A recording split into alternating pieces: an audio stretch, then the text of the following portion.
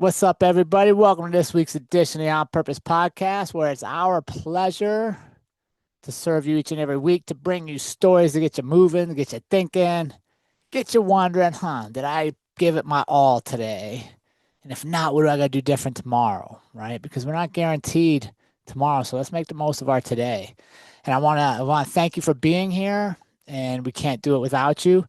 This week's episode is coming to you from the beautiful Black Hills in Wyoming, which a lot of people don't realize. Actually, Wyoming has a little sliver of the Black Hills. You think the Black Hills, you think of South Dakota, Mount Rushmore. If you've ever driven on I-90, you think of the Wall Drug because you get those crazy signs for like thousands of miles, it feels like. But yeah, Wyoming has a little sliver, and it's where we spend most of our summer. And we can do stuff like this, record podcast off grid while immersed in the beauty of nature. So I hope your summer is going well. I hope you're getting time in nature to reflect, to ground, to reconnect, and maybe reevaluate what's really important for us and what's important for you and your families and the people you lead in your life. And let us know what you come up with. We're always excited to hear from our audience and from our listeners to see what's resonating with them, where they're going, what are some challenges. Maybe we got somebody in the community that can help you out. So if you're fighting something, let's not do it alone. That's what this community is for. So let's get to this week's interview. I'm excited to sit down and talk with a man who knows what it means to push the limits physically, mentally, and emotionally. Andrew Mayne is a military veteran and ultra endurance athlete who has conquered races like the Moab 240, Bigfoot 200, and the Monster 300 miler recently. But what really drew me to want to bring Drew Mayne on the show is that his journey is about a lot more than distance and racing. It's about fighting battles in life as well, overcoming addiction, surviving an overdose, and emerging as an advocate for mental health and plant-based medicine. Drew's story proves that no challenge is too great and no comeback is impossible if we stay in the fight. If we stay in the fight. So get ready for a conversation about resilience, healing, and what it takes to keep moving forward when a lot of times it feels like we can't. But before I bring Drew on, do me a favor, get over to your favorite social media platforms, YouTube, like, subscribe, share, give us some comments. Share your challenges, share what you're getting from the episodes. Anything like a little comment does so much to help us grow and the algorithms that do control social media and who finds us. So do that, like, subscribe, share, tell your friend about it. And now sit back and enjoy this week's conversation with my friend, Drew Mayne. Drew, my newest friend, finally I got you on the show. Welcome to the On Purpose Podcast. Thanks, Jared. It's great to come on. Drew, I'm excited to get to your story. You're somebody that I met through another friend, and I watched you when you didn't even know I was watching you because you're out at the Monster 300, and I was following the live tracking. Yeah. And Tasha told me, like, follow my friend Drew. You're gonna want to talk to him someday. And dude, I couldn't imagine going 300 miles self-propelled, only your shoes and your feet taking you. Yeah, yeah, it was that was definitely a wild one. Definitely the hardest one I've done to date. I think for many reasons. You get the desert, the mountains and all that, and yeah, but that was definitely a grind, that one. You put out a good reel on Instagram, or you were on a show and they put out a reel with you. I just shared that today, talking about like I think you had a broken toe or a broken foot or something. Well, yeah, so I didn't, it wasn't actually broken, but I thought so about 75 miles in.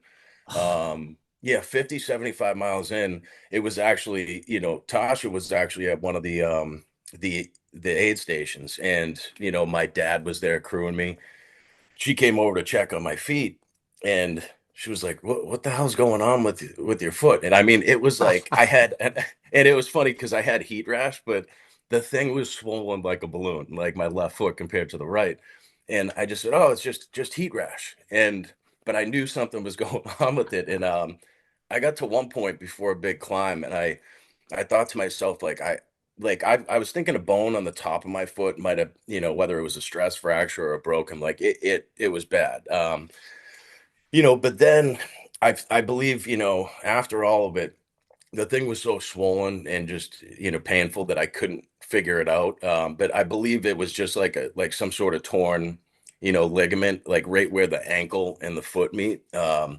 Because then, it got to the point where, my foot, like every time I raised it, it wouldn't come up. I had like drop foot, so it would just stay down and it would get caught on rocks. And there were times I could just feel it, keep like tearing Oh, every time it would catch a rock. And I'm like, but I said to myself, I'm gonna try to make it like 50 more miles so that if the medics start giving me a hard time, I can at least say, well, I just traveled 50 miles on it. And next thing you know, I'm like 250 miles in. And that's when I thought I made it that far. And I'm like, I could barely even walk. And that's when I sent,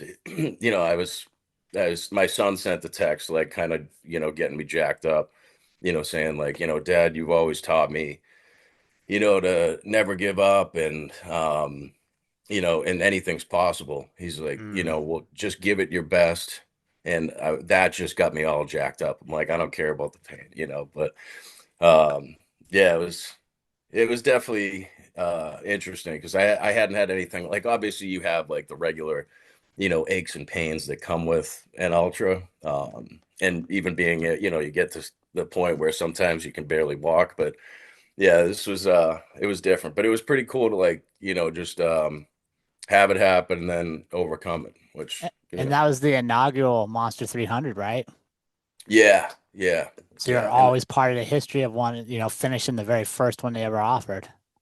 yeah, yeah, it's pretty cool. Sometimes you think, oh, a lot of times I think the mentality is like, well, I'll wait, a couple years till they kind of work out the kinks, because the first one is always like, there's usually, whatever whoever's running the race, it's usually like a lack of food or whatever, just because they're trying to work out the kinks. Hmm. But I'm like, no, you know what? I'm gonna do this one, the first year while I still can. And yeah, it was awesome. You know how insane that sounds that you're like, I just want to do 50 more miles and then I'll reevaluate. 50 miles, dude. Right? Yeah. And it's funny because I had my dad out there. Like I said, he's never seen any of these. Like my dad's a runner, and he's like, "You're crazy doing this stuff." And I say to him, like, "Dad, you're, I think you're crazy. You're almost, I think he's turning 70 this year, and he runs, about 6 miles every day."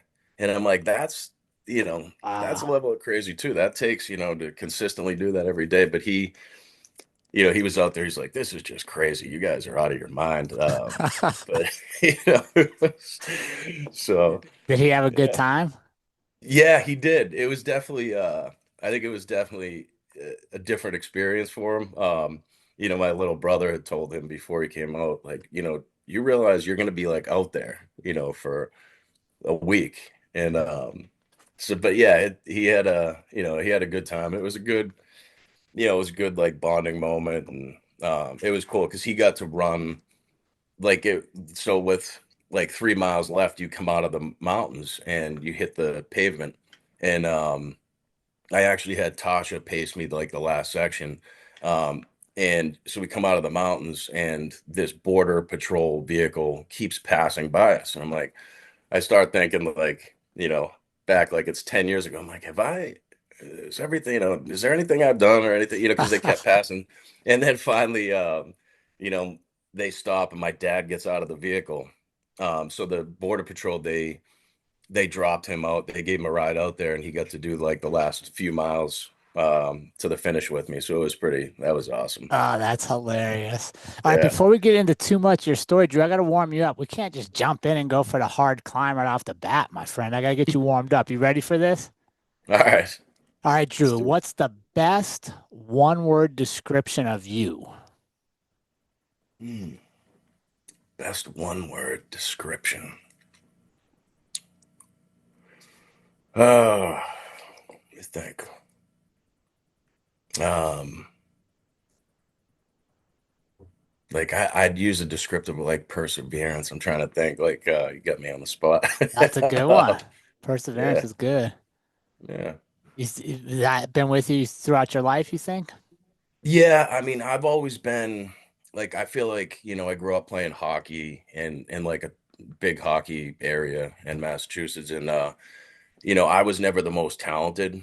But like just hard work has always been my thing. It's, and I try to like instill that in the kids too. Um, and just like, especially in my adult life, kind of overcoming a lot. I feel like, it's just always the same. It's like, all right, just persevere through this. Like, you get through the hard times, and, keep going and, just get to the other side. So yeah, I'd say so. I've I always been love it. about like just hard work.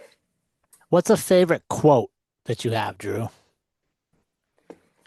Huh. Favorite quote. Um, let me see. I had one on my screensaver at one point. Gosh, that off the top of my head. Now I gotta look down at my phone. That's all right. Look it up, man. Oh man, let me see. Um, Give me one second. I don't want to delay it Oh, you're too much. good. Um, shoot, you got that. Hmm. We can move on if you want another one. You got three more coming, my friend. All right. We'll see if Yeah. it comes back to you. Yeah. If we could, yeah, take a pass and then I'll Yeah, we'll here we go. All see. right. If your life has a theme song, what's your song?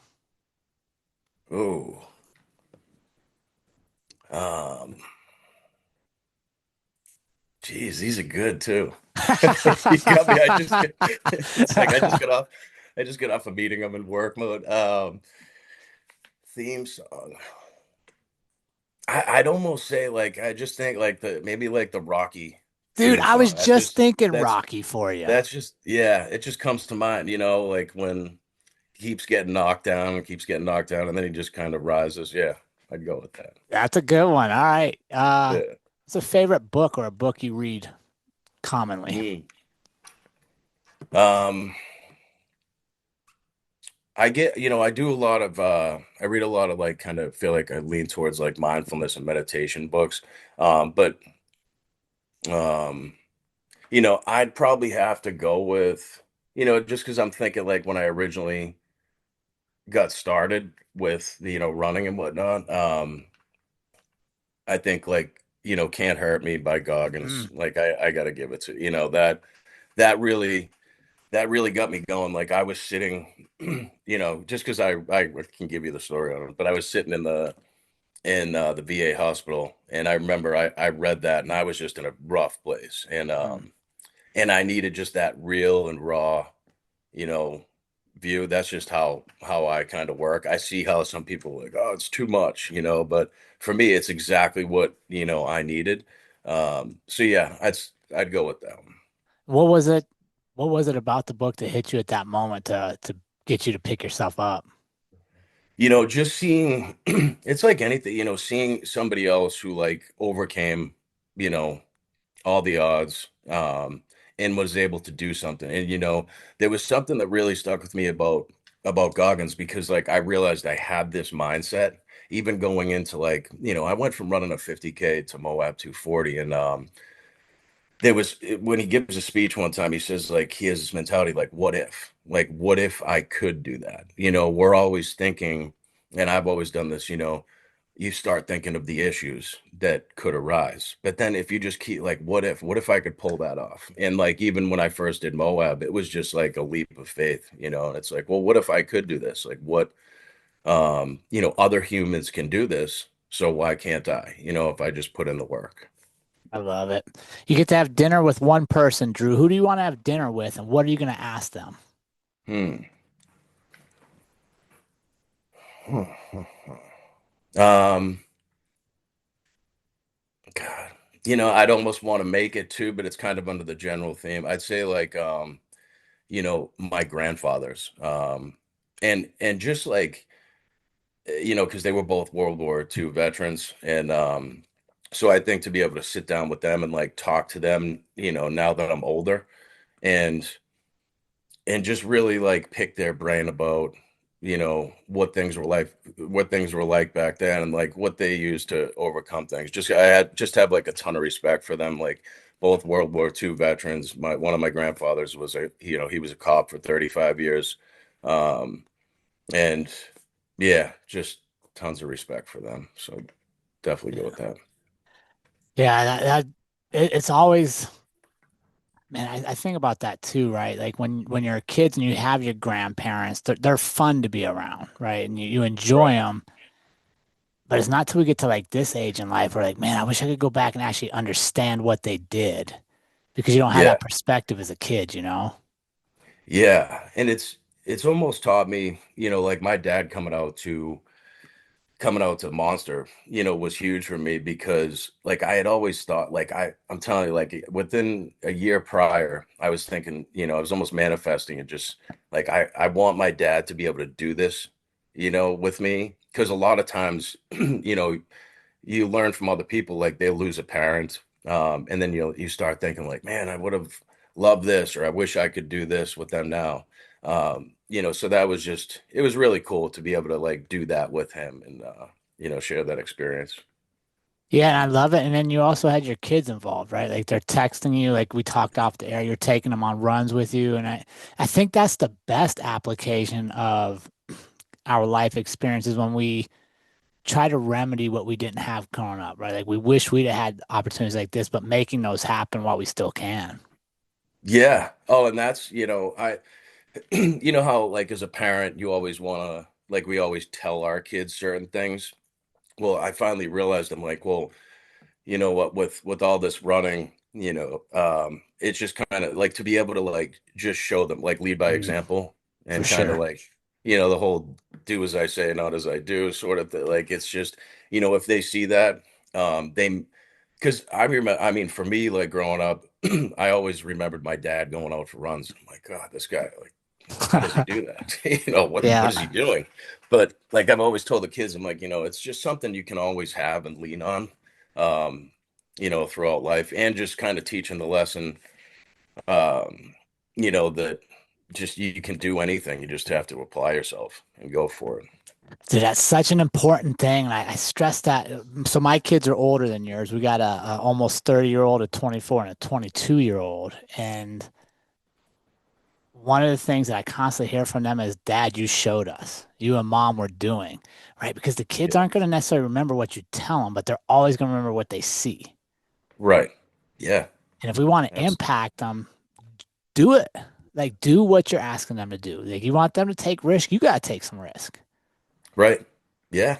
No, absolutely. And and I try to be like blatantly honest with the kids. Like even, a lot of times, especially guys, we try to put up that front and like not show any vulnerability.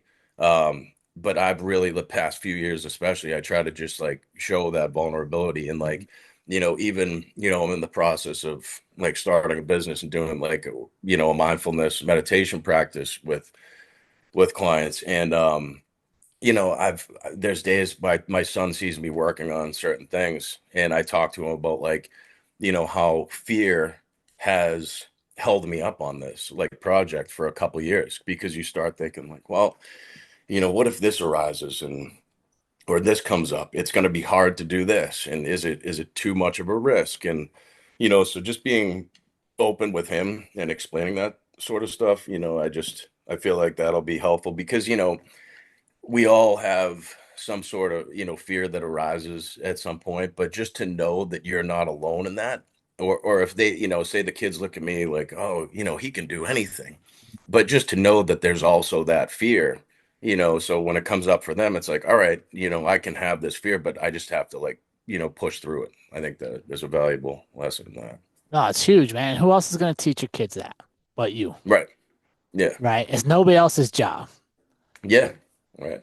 You want Yeah. courageous kids, be a courageous parent. You want courageous teams around you, be a courageous leader, right? It's contagious. And Yeah. I think too many times we get in our own way, especially in today's age where we have so much information. We get so slowed down by always gathering information. We never take the action steps. Right. Yeah. And that's all it is just like it's just taking that action and then figuring it out along the way. It's like going out in an ultra. You just get the biggest thing is just getting to the start line. And then, you could be the most trained you've ever been in your life, and things will go south, but you just have to navigate it. So it's just about like getting to the start line. You take that first step and then just navigate things as they come. Which I think is what's drawn me to trail running at this age of my life because I never really cared for running. Running my whole life I've been an athlete, but running was either something we did to cut weight for fights Yep. or as punishment because we didn't play our sport well. We had to go run extra, right? So Right. it's Yeah. never been my jam, but now I love it. And I think it's just what you said. One, it makes me want to quit a lot. So I have to face that part of me. And two, it allows me to problem solve because nothing's ever going to be perfect, which is a Yeah. good microcosm for how we should live life. Right. Yeah. And that the whole mentality, like, do hard things, it really does make life easier. Like, it makes everything in life easier or not seem as drastic. So, like, with, Mm, it's like you do these hard things and you're faced with these, you put yourself in these situations and you have to face challenges. So, and then I've noticed as things arise, real world life issues come up, they're just easier to deal with or navigate because you've been through mm. and put yourself in harder situations that you've made it through. So you have that um kind of like reassurance that, oh, okay, this was one of the hardest things I've ever had to do, but I found a way to do it. So Mm. Yeah, it's well, you like Goggins. Goggins refers to it as a cookie jar, right? Like when things get dark, he goes back to past success. And if he knows if he did that, he can do this. yeah, right, Which, exactly. which is, I think, is a mental training, right? And that's what we got to teach our kids and our younger generation is, yeah, things are gonna be challenging, but pull your past success. Like train yourself to know what you've already done, not what you can't do. Right. Yeah, It's a definitely. skill, right? It's just like working out. You got to work your mind.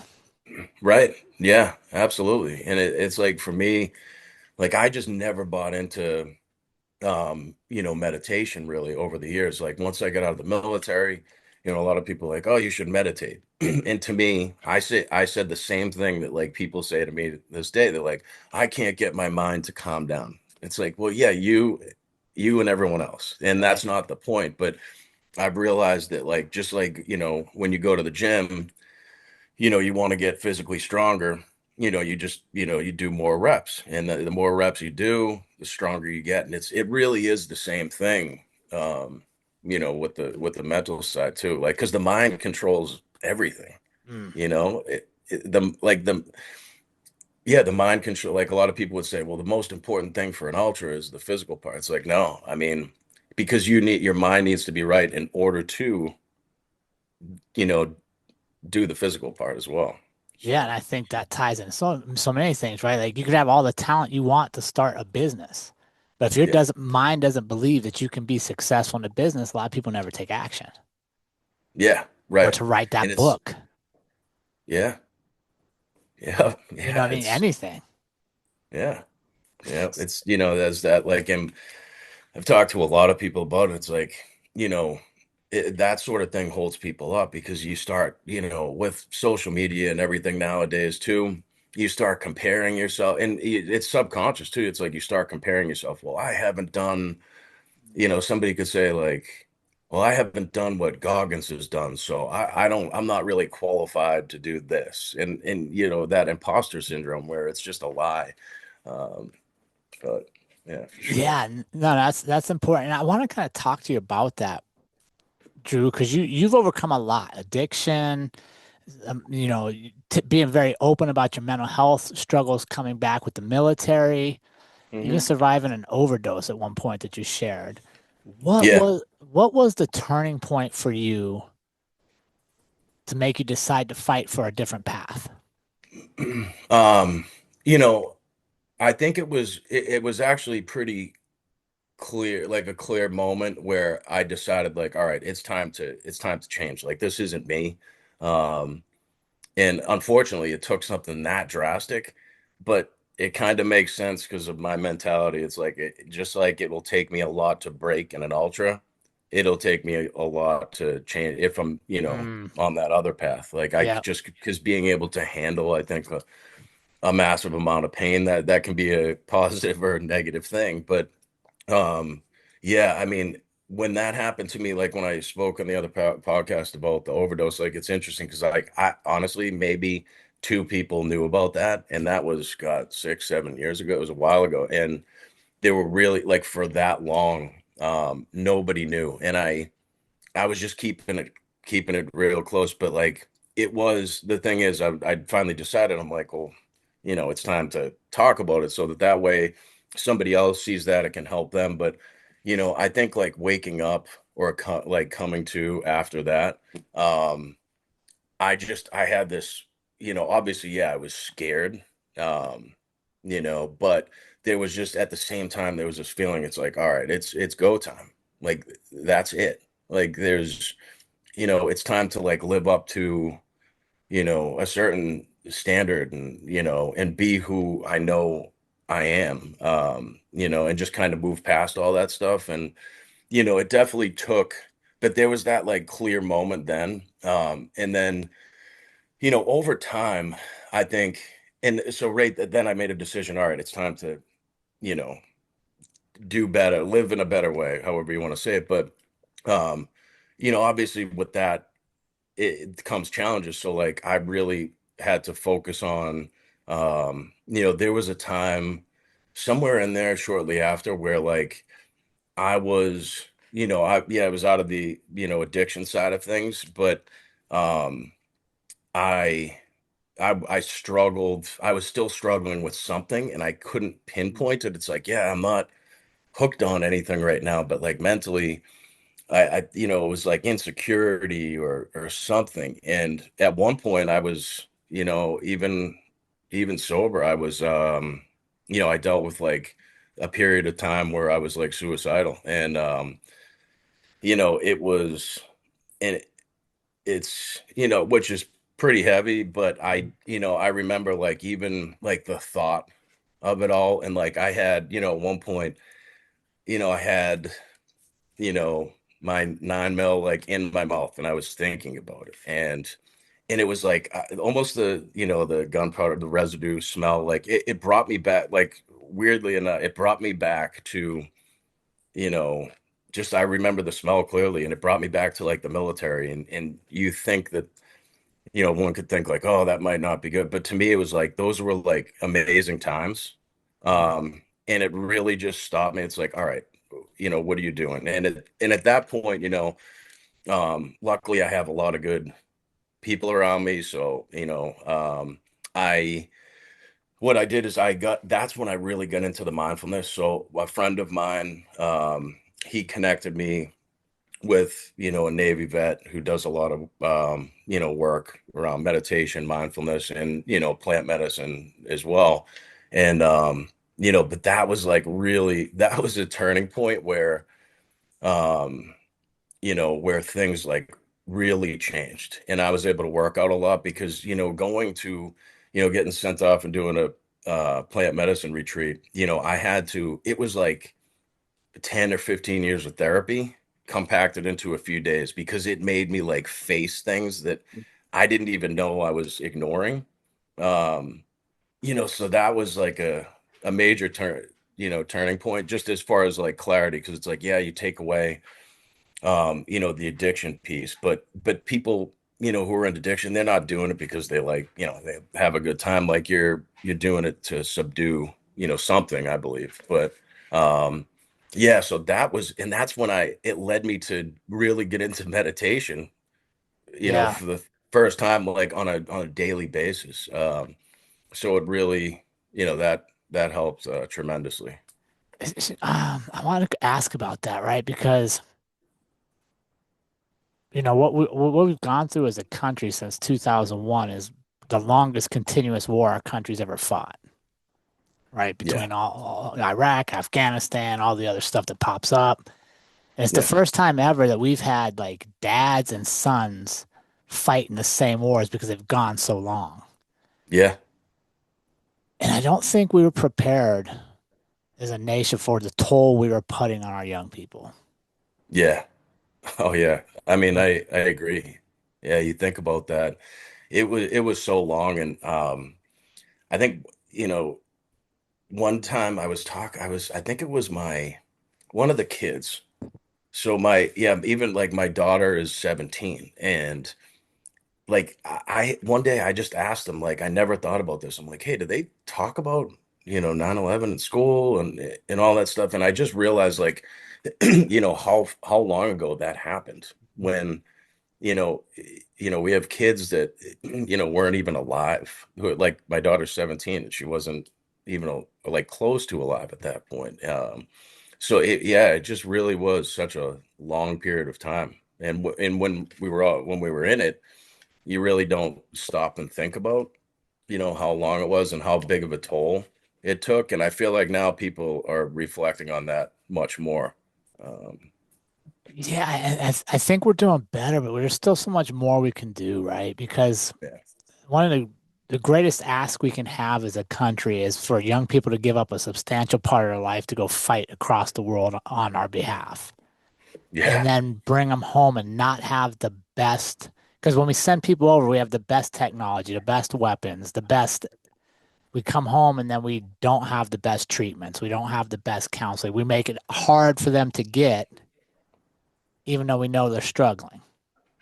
Right. Yeah. And like one thing I noticed, which you would think would be pretty common sense, but so I went and got my master's degree in social work so I could be a therapist, at one point, because I had all these ideas.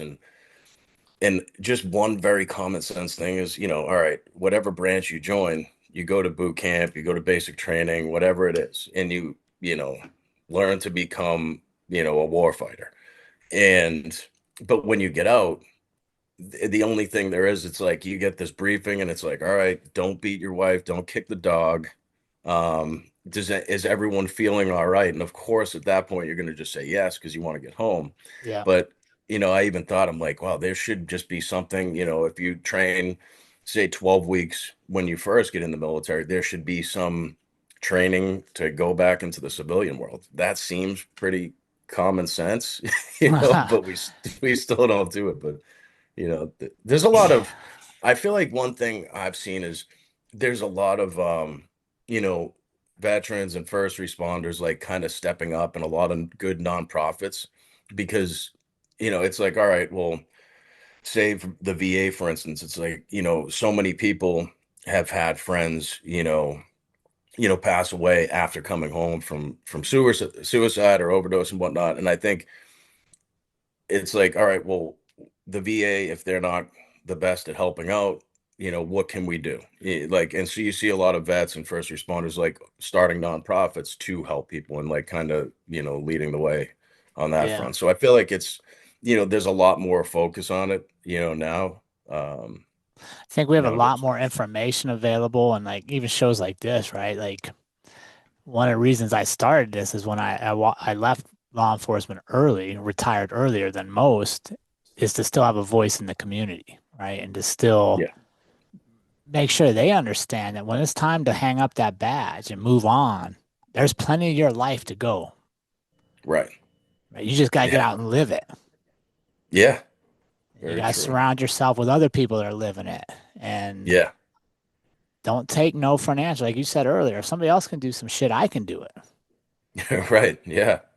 And It's I think that's where we're making progress, Drew, is enough people are saying, wait, it's not the VA's job. Like they're gonna do what's best for them, not what's best for Drew, what's best for Jared. I gotta do yeah. what's best for me. And if I share that, it might help somebody else. Right. Yeah. Absolutely.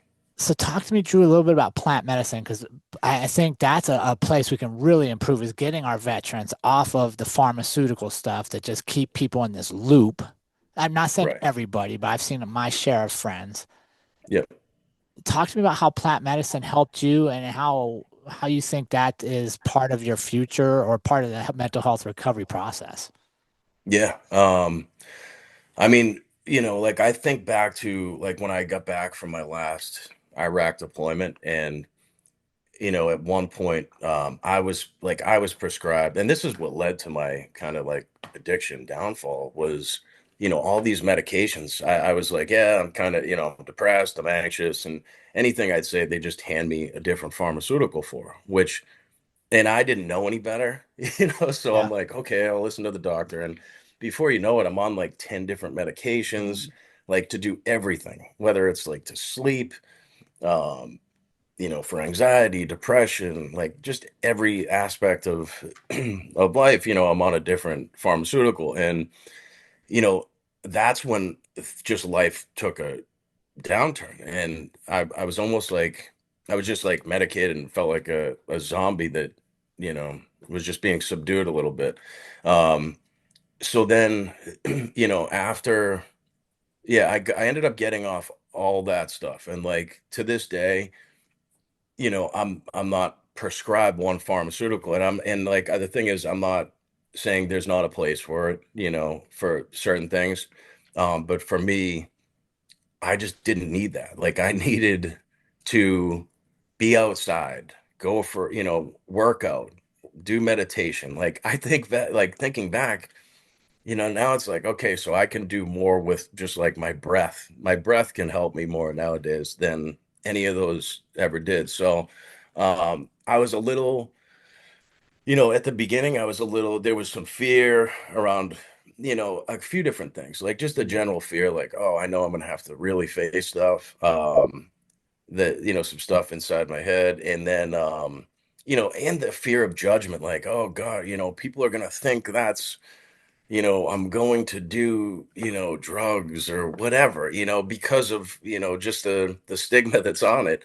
But like when I realized that the person who suggested it to me, he's I've known him for years and he's been clean and sober for like 26 years. And he's like, I think you should, try this. So, I connected with them and what it did, like the first time I went, it felt like I had this 1,000-pound weight, off my shoulders. And I experienced the most relief that I had really in my entire life. And, going through the journey, I got this message like that everything's going to be all right. And I realized that like 99% of the stuff that I worry about on a daily basis, like it's not even reality. Like it's just all like made up and the different fears or insecurities, that I had. So and it helped me like start moving towards a direction where like I can live my truth, which is, Mm. which is the goal for everyone. And I think, whether it's a lot of people try to like be a certain type of person to different groups or like and to fit in certain Yep. places. And it's like if you just we're all good enough, and it's just like realizing that and just being who you are, who you want to be.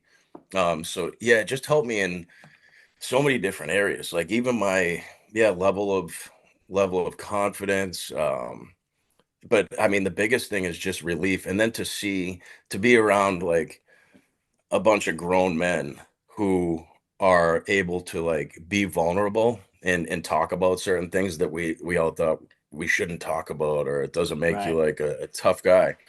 It's yeah, it was helpful in so many different ways. And I think as far as like my place in that, like I don't see myself ever really facilitating any of that, but like almost I think where I fit in is like between the therapy, that I went to school for, and I think I can help a lot of people with, the mindfulness and meditation aspect, whether it's you have the integration, like so if somebody came to me and they were like, hey, I want to do that, like I could help them with the pre and post integration and then connect them with a reputable source Mm. that I know is good. But I do think they're breaking ground, because a lot of this, like unfortunately, most of the stuff, like for years, you can't technically do it in the US. So, you got these veterans and first responders who are like going down to Mexico and Yeah. in South America just to get help. So I mean, it's good to see I think like in Texas and Kentucky, they're doing a lot of, um, there's a big breakthrough on like Ibogaine therapy, which, the people I've seen, it's like, I'd say it's the most successful thing to help somebody who's in addiction, to the point where Mm. like I'd be confident if one of my kids struggled one day, I would be okay with sending them to that. That's how much I believe in it. So yeah, Yeah. Yeah, I watched Marcus Luttrell testifying about that yeah, process to the, I think it was like Texas state representatives or whatever. It's pretty powerful to hear him talk about what the traditional VA treatment options led in his life versus what this alternative did for him. yeah. Oh, definitely. And yeah, I think like people are finally becoming comfortable with talking about it. Because there's just that fear of judgment. Like, There's oh, that, especially for, I mean, think about it, especially for military and even more so for first responders. Because like if you have a cop who's still working, you know, the last thing they're going to want to do is like, there'll be so much fear around that. When the reality is it could make whoever that is, that much better at their job, well, if it and give makes them them a lot of better, relief. if it makes them Yeah. better in life, they're going to be better at their job. Yeah. You know what I mean? Like we try to, Yeah. I think that's probably one of the problems. We try to compartmentalize their life and their job. They're not. They're the same. It's one human. Yeah. You're not going to thrive places unless you're thriving in all your places. Yeah. And Right. I think you hit on the head, right? There's that stigma around plant-based medicine and alternative medicine. So how do we continue to move past that, Drew? How do we make sure that our people that need some help realize there's other alternatives available? I think it's just to continue to talk about it and connect with people and just like be okay with it. Like even me doing this right, saying this stuff right now, I never thought I'd like openly talk about it on like a public platform, but Hmm. it's like, well, yeah, I mean, if somebody can realize like it's out there and if they're struggling, then great. That's all that matters. Like if anyone wants to judge me, I don't, I don't care. But it's, yeah, I think it's just to continue to, you know, really, really talk about it. Cause I have a friend who works with, mainly first responders. So like that's good, but it's like, how do you connect with them to let them know it's there? Because I still believe, it's probably good. I mean, well, like I'm sure there's still a stigma attached to it, but what I tell people is like the most interesting thing is any retreat that I go on or anyone that I've been to or the people I've been around at that, they are all, um, if not like completely clean and sober, then if they're not, then they're working towards becoming that way. And it's not even in like a very like black and white way. It's like a lot of people like like to, they may like to drink, you know, whatever you normally. Yeah. Um, and but even after that, like I've heard people say they're like, yeah, there's no place for that in my life. Mm. They just start thinking they're like, yeah, it's just not important to me because they're so kind of focused on going after their goals or just like being okay with who they are. Yeah, dude, it's almost like an enlightenment, right? Like Mm. if you think about it, for a lot of people, when we consume alcohol or we abuse drugs, whether they're pharmaceuticals or drugs of choice, it's usually because we're hiding from something, we're suppressing something, we're trying not to face something. Right. When you do plant medicine journeys, you're like, no, no, let's go to this. Let's go figure this shit out. Right. Yeah. And I think sometimes it's funny because, when people don't know, they're like, oh, well, oh, you go and have a fun weekend or whatever. It's like, Like that's the thing. It's not like you see in movies where it's like, you know, it's completely different from when say somebody was to go to a concert and they're like, I'm gonna smoke weed at the concert to Right. have fun. It's not that sort of thing. It's like you're gonna like a heroic dose of mushrooms is gonna make you face what you've been hiding. Like I compare it like, being, having done some like one-on-one therapy with people, a lot of clients will not tell the full truth. And I think it's completely normal. Like they don't, so they might talk about, give you half truths and whatnot. But with a heroic dose of psilocybin, all that stuff, it's like, oh, you're gonna face it. And I mean, but in a safe way Mm. where you're gonna probably realize like that thing that you've been subduing, say it's like somebody had trauma from childhood, it's going to provide them so much relief because they're just going to be able to see it through a different lens in like a safe way. So like something that, and then you're able to like kind of see the different patterns and things that it's caused you to, like these patterns that it's caused for you throughout your whole life, where you can kind of, adjust and not do those things. Like, whether it's, self-sabotage or, just some sort of kind of low-key self-harm thing, Yeah. it just helps people in so many ways.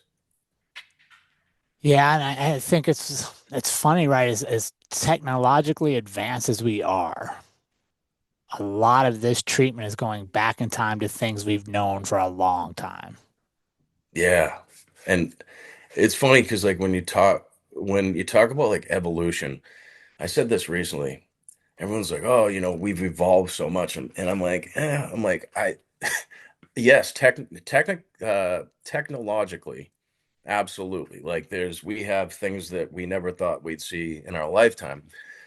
But with that, I think it comes at a cost because we're so wrapped up in these things in our phones. Like every you can do anything you have to do on that phone. Like, everything can be done on that phone. So like I feel like as humans, we've almost like as actual human beings, I don't think we've evolved, or we've gone backwards in a lot of ways with technology. So like, and like even for me, like I realize like sometimes if I go on a retreat, I'm like, God, when was the last time I just sat outside or like went outside for a walk and just looked around and just enjoyed, Mm. nature. Um, and it just makes you realize like, wow, all right, so I feel great when I'm like outside, and this is what ultra running's done a lot for me. Is it started as running races, but the best thing is like I get to go out in all these cool ass places that, like Moab, like with the red rocks and the mountains that you see. It's just incredible. Like, and it's more about that than it is about like competing Mm. in some race. But yeah, so I feel like, especially like, going back with plant medicine, it helps you, I think, just get more grounded in the way that we were meant to live. I don't think we were meant to live with all this, technology. Clearly not, right? If you look at the numbers, you're in the mental health field now, depression's at record numbers, people feeling lonely and isolated. Yet we're more connected than ever, yet we have the fewest connections we've ever had, if that makes sense. Yeah, yeah. I mean, think about it. Everyone's like, we live more in this like virtual world, like social media, or like even if you think back, like if somebody, all these like dating apps and stuff, so people aren't even meeting each other out in society. It's just like there's this virtual world, and I think we spend more time in the virtual world than we do in reality. It's pretty, it's wild when you think about it. Yeah, and I think that's a trend that's going to change. I don't know how your kids are, but even my kids, which are a little older than yours, are much more in tune to being present, putting their phones down. So I think Yeah, we're going to make progress. You know, the pendulum always swings in society. We swing hard one way, we swing back, and then ultimately, hopefully, we find our way in the middle. But Drew, I came yeah, across something you had said that I wanted to touch on, um, yeah. and that was that you want people to know they can bounce back from anything. That was So what does bouncing back look like for you today? Um, it's just like constant progression, I'd say. Like progressing towards, whether it's goals, the way that you want to live life. Um, so like, it's not making something happen overnight or being perfect. Like, because that's if I'm chasing perfection, that's never gonna happen. So it's just like it's progressing and because you can go like we're either moving towards our goals or we're not. Like I'm not a huge black and white thinking person, nowadays, but with that, it's like, it's true. Like so I'm I think it's just like, some people say like 1% better every day or, whatever, but it's just like you know, waking up and just being the best you can, today. And then if, I think for me, it's like, my goals, I've seen like a little bit of a shift. It might not be so big on, doing these 200 or 300 mile races. You know, and it's more like around like, okay, like I've learned some lessons doing this. Let's, let's, start like, living this way, like towards, business. Mhm. So a big thing for me is like I've wanted to do this for years, but it's just taking that step. And the way I see it, it's like, oh, okay, if I do this, my life will be more lined up with the way that I want to live Yeah. it, which is great. Instead of, staying in the corporate world, like I've been in sales for years, and it's just time for a change. Like, yeah, I'm good at it. I can do it well, but it's just not all about, money per Yeah. se. Like you can make money really anyway, but yeah, so I think it's just like constantly like just progressing a little better every day. But yeah, just like coming from because, you know, when I say bouncing back, it's like, all right, if somebody knows that I was literally laying there, um, you know, basically lifeless, and then I'm where I'm at today, which to me isn't some special place. You know what I Mhm. mean? But it's not where I was. Right.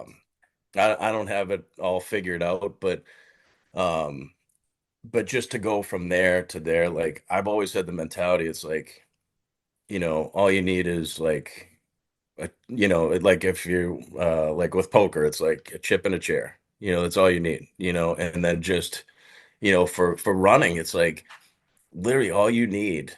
You can be completely broke and not have anything, but you can still run. It's like all you need is Yeah. literally a pair of sneakers and some water to make sure, even if you don't have sneakers, you can, Yeah.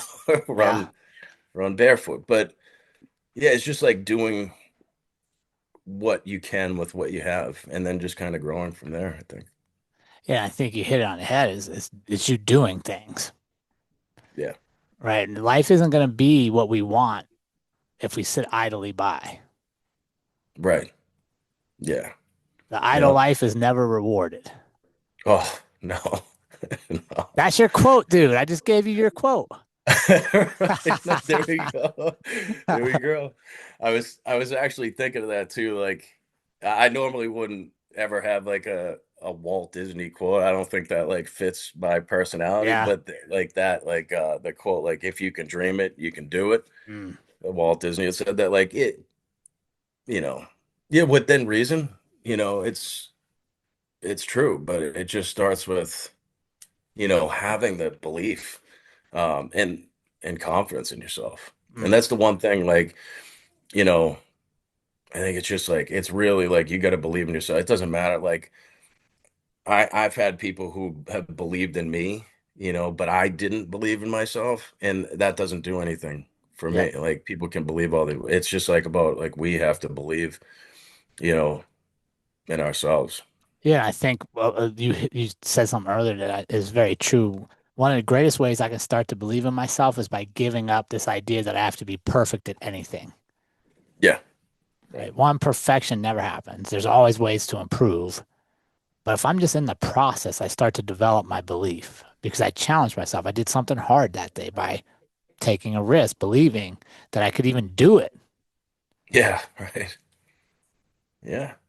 And it's I feel like it's, for like military, cops, anything in that arena, it's getting past that like perfection, or like, because I feel like we have the ability to like be hard, extra hard on ourselves in order to like try and be perfect, you Yeah. know.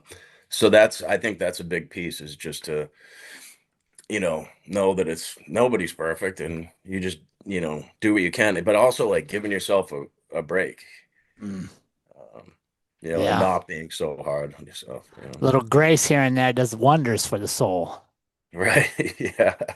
So Right. Drew, where can our audience follow you? Where can they connect with you to stay in touch with what you got going on, my friend? Yeah, so I mean, I'm just on I'm on like Instagram. It's I think is at my last name. So it's Maine Drew. It's Mayne, and then Drew. And I think my plan is to launch the mindfulness meditation practice. Like, I think, really working with anybody, but like, I think, focused in on athletes and business executives. But also there's like I'm working on a kids program as well. So, for the fall, my goal is to, do a few speaking engagements at like, some, whether it's elementary, middle, high schools, to just on, I'm building this speech about like called Stronger Inside, for kids, just to like educate them and help them with mindfulness. Because like I've seen, with my 10-year-old, for example, like it helps him drastically. And whether it's to just have a clear mind before sports. But it's amazing to see. And so I think it's important, for kids to be able to get a grasp on that early on. So, anyways, I'm working on launching that for like August. And I don't have a website or anything like that at the moment, but it's going to be called the Primal Mind. Love it. And yeah, so yeah, just on Instagram and Facebook. All But right. Well, we'll be sure to get you yeah, connected. Drew, I got one cool. final question for you before I let you go. Yeah. When you were in the thick of it, the doubt, the fear, failure, what truth do you wish you had known? Um, wish I had known that, wish I had known that, you know, that I'm, that I was okay the way I was. Because I always felt like I had to be something else, and it was just all like an illusion. It just wasn't, it was all like a lie. And that, you know, I mean, and just that, there's people who, who love me, who care about me. It just, and that I wasn't alone. I think that was the biggest thing, because I felt really alone at that time. So Powerful. Drew, thank you so much for joining us. It's been a honor to share your story, and I'm proud to call you one of our friends. absolutely. Thanks, Jared. I appreciate it.